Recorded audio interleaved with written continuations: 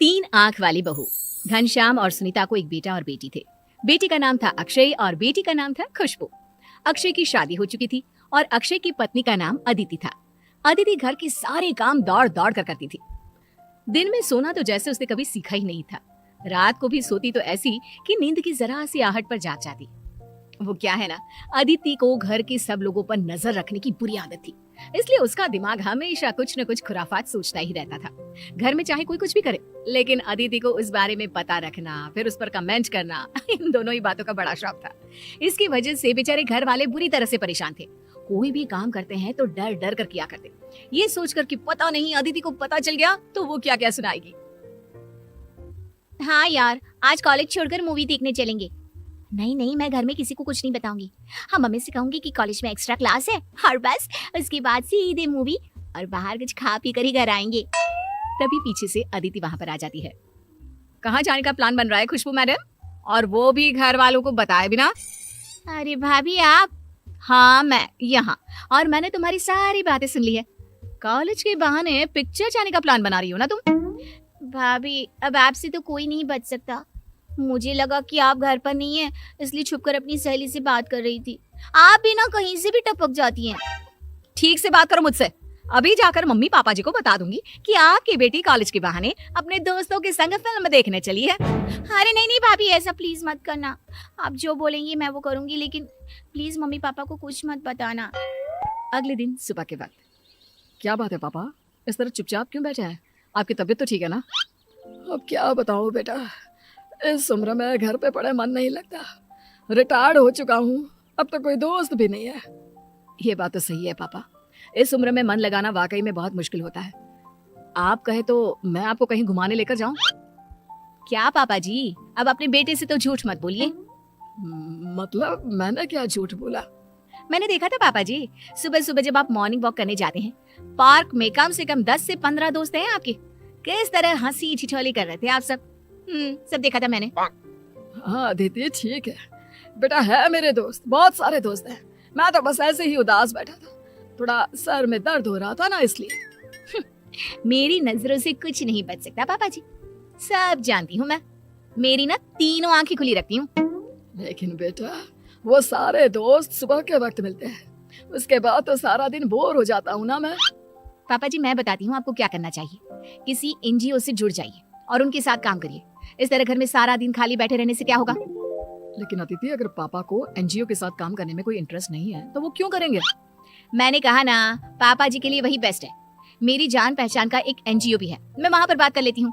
पापा जी आप कल सुबह उठकर वहाँ चले जाना, आपका मन लगा रहेगा। कुछ दिनों बाद। माँ, वो मेरी कॉलेज में ना एनुअल फंक्शन है, तो मुझे एक नया ड्रेस खरीदना था। प्लीज मुझे कुछ पैसे दे दीजिए। खुशबू, अभी पिछले महीने ही तो तुझे इतना सुंदर ड्रेस दिलवाया था, वही पहन ले बेटा।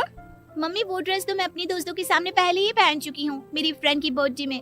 अब फिर से एनुअल फंक्शन पे वही ड्रेस पहनूंगी तो अच्छा लगेगा क्या? तू बहुत बिगड़ती जा रही है, मेरी कोई बात नहीं सुनती खुशबू। मम्मी जी मैं तो कहती हूँ खुशबू का थोड़ा ध्यान रखिए, कहीं ऐसा ना हो कि आपकी बेटी बिगड़ जाए। लेकिन भाभी, मैंने ऐसा किया भी क्या? ड्रेस खरीदने से बिगड़ने का क्या कनेक्शन है? चलो ड्रेस खरीदने से ना सही, लेकिन छुप छुप कर मूवी देखने जाने से तो कनेक्शन है ना। क्या कहा तुमने? कौन जाता है छुप छुप कर पिक्चर देखने? आपकी बेटी खुशबू, और कौन पापा जी। और क्या पता ये नया ड्रेस किस लिए खरीद रही है। हो सकता है आप लोगों से झूठ बोलकर कल को शहर के बाहर पिकनिक मनाने भी चली जाए। भाभी, ये आप कैसी बातें कर रही हैं? और वैसे भी ये मेरी लाइफ है। कॉलेज लाइफ सबकी जिंदगी में एक बार ही आती है, अगर मैं उसे एंजॉय करना चाहती हूँ तो इसमें गलत क्या है? वो सब छोड़ो खुशबू, साफ साफ बताओ, क्या तुम हम लोगों से झूठ बोलकर फिल्म देखने गई थी? नहीं मम्मी, ऐसा कुछ भी नहीं है। भाभी तो कुछ भी बोलती है। अच्छा, मैं कुछ भी बोलती हूँ? एक मिनट रुकिए मम्मी जी, मेरे पास ना सबूत है इस बात का। अदिति अपने फोन में खुशबू और उसकी सहेलियों का फोटो दिखाती है जिसमें वो फिल्म देखने गए थे। लेकिन भाभी, आपको ये पिक्चर्स किसने दी? कौन देगा? उस दिन मैं तुम्हारे पीछे पीछे गई थी तुम पर नजर रखने के लिए कि आखिर जाती कहाँ हो तुम। बहू माना कि खुशबू अपनी सहेलियों के साथ फिल्म देखने गई थी, लेकिन इस तरह उसका पीछा करके उसकी जिंदगी पर नजर रखना ये तो अच्छी बात नहीं। हाँ बेटा, तुम सब लोगों की जिंदगी में इतनी दखल अंदाजी क्यों करती हो? तुम्हें क्या लगता है तुम सबको कंट्रोल कर सकती हो? कंट्रोल नहीं, इसे नजर रखना कहते हैं पापा। मैं ना अपनी सारी आंखें खोल कर चलती हूँ। अरे कल को कोई गड़बड़ ना हो, बस इसलिए। हाँ, आप लोगों को तो हर बात का बुरा लगता है। कुछ दिनों के बाद अक्षय अपने ऑफिस से काफी देर से लौट कर आता है। क्या बात है, रात के 10 बज गए। वैसे तो आप 6 बजे तक आ जाते हैं, आज इतना लेट कैसे हो गए? कुछ नहीं अदिति, वो बस ऑफिस में थोड़ा काम ज्यादा था, इसलिए देर तक रुकना पड़ा। कोई बात नहीं भैया, कभी कभी चलता है। वैसे भी ये आपकी लाइफ है, अगर आप काम के अलावा भी अपने लिए कुछ करें तो इसमें प्रॉब्लम नहीं होनी चाहिए किसी को। हाँ हाँ खुशबू, तुम तो अपने भाई की साइड लोगी ही, क्योंकि तुम भी तो यही सब करती हो ना। भाभी, मेरे कहने का वो मतलब नहीं था। और वैसे भी आप क्यों नाराज हो रही हैं? भैया ऑफिस से काम करके सीधे घर ही तो आ गए हैं ना। वो क्या है ना खुशबू, तुम्हारे भैया मुझे पागल समझते हैं। मुझे सब पता है। ये अपने दोस्तों के साथ पिछले 3 घंटे से आवारागर्दी करके घर आए हैं और यहाँ मुझसे झूठ बोल रहे हैं कि ऑफिस में काम ज्यादा था। मैं झूठ नहीं बोल रहा हूँ।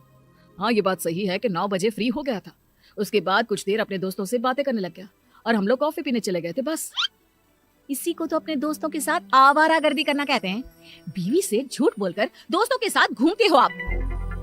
लेकिन अदिति, तुम्हें कैसे पता चला कि मैं अपने दोस्तों के साथ कॉफी पीने गया था? अरे पता कैसे नहीं चलता, आपके दोस्त को फोन करके सारी खबर ले ली थी मैंने। आप पर पूरी नजर रखती हूँ मैं। मुझसे कुछ भी छुपाने की कभी भी कोशिश मत करना। अदिति, माना कि मैं तुम्हारा पति, लेकिन मेरी भी कोई पर्सनल लाइफ है। इस तरह नजर रखने का क्या मतलब है? अब आप इसे कुछ भी समझे, बस ये आदत है मेरी। और सुनो, अगली बार से ऑफिस से सीधे घर आना, समझे? घर में एक बीवी भी है जो तुम्हारा इंतजार करती है। आए बड़े दोस्तों के साथ कॉफी पीने वाले। इतना कहकर अदिति वहां से चली जाती है।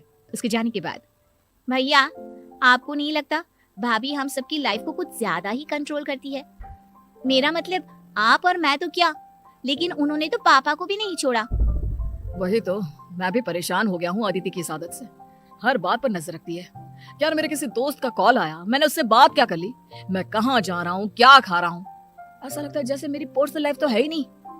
और मैं अपने बारे में क्या बताऊं भैया, भाभी की नजरों से तो बचना बहुत मुश्किल है। अपनी किसी सहेली से फोन पर बात भी करती हूँ ना, तो उसकी सारी डिटेल भाभी को पता होती है। जानते हैं, मेरी सारी सहेलियों के नंबर अपने फोन में सेव करके रखती है और कभी भी किसी से कुछ भी पूछ लेती है। वाकई में मेरी बीवी से तो भगवान ही बचाए। और फिर कुछ दिनों के बाद, बहू, मैं जरा अपनी सहेली को मिलने जा रही हूँ, 2 घंटे में लौट आऊंगी। ठीक है मम्मी जी, जल्दी आइएगा, फिर शाम का खाना देर से खाते हैं तो प्रॉब्लम हो जाती है ना आपको। अच्छा अच्छा, ठीक है, जल्दी लौट आऊंगी। शाम के वक्त, मम्मी जी, आपने तो कहा था कि आप अपनी सहेली को मिलने जा रही हैं। हाँ, तो सुनीता अपनी सहेली को ही मिलने गई थी, और कहाँ जाएगी वो। पापा जी, आपको नहीं पता, मम्मी घर से झूठ बोलकर सीधे अपनी सहेलियों के साथ पार्टी मनाने चली गई थी। अरे बहू, तुमने क्या हम सब के अंदर सीसीटीवी कैमरा लगाया हुआ है? तुम्हें कैसे पता कि मैं किसी पार्टी में गई थी? लेकिन मम्मी, अगर आपको किसी पार्टी में जाना ही था तो आपने घर पर हम लोगों से झूठ क्यों बोला? इसलिए झूठ बोला मम्मी जी ने, ताकि कोई ये ना कहे कि इस उम्र में भी उनको पार्टी करने का शौक है। उन्हें तो अपनी सती सावित्री वाली इमेज बनाकर रखनी थी ना। क्यों मम्मी जी, सही कहा ना मैंने? अरे नहीं नहीं बेटा, ऐसी कोई बात नहीं है, तुम गलत समझ रही हो। मम्मी जी, आपने जो किया वो ठीक, लेकिन अगली बार से ध्यान रखिएगा, शाम के 5 बजे तक घर आ जाया कीजिएगा। वो क्या है ना, शाम को मुझे भी तो पार्क में घूमने जाना होता है, और फिर देर से खाना खाकर आप परेशान होती हैं, रात भर पेट में दर्द होता है और बार बार मुझसे दवाई मांगती है। इसलिए अगली बार ध्यान रखिएगा। अरे बहू, तुम तो जासूस की तरह नजर रखती हो। एक बार मेरी बात तो सुन लो, अपनी ही कहीं जा रही हो। अरे इसमें नजर रखने वाली क्या बात है? मैं तो आप सबका ख्याल रखती हूँ ताकि कल को कोई प्रॉब्लम ना हो।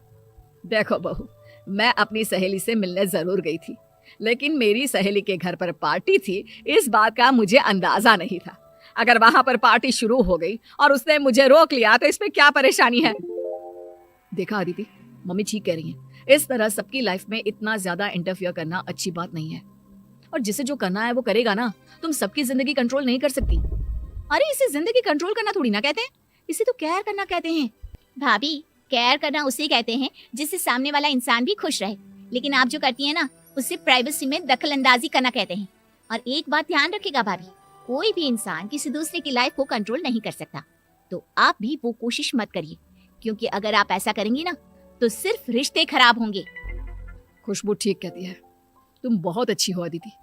बस ये सब लोगों पर अपनी नजर रखना और उनको बात बात पर टोकना बंद कर दो। अब अदिति की आंख खुल जाती है। अपनी इस आदत की वजह से सब लोगों के मन में अपने बारे में ये सोच देखकर वो अपने आप को बदलने का सोच लेती है। Subscribe for more content.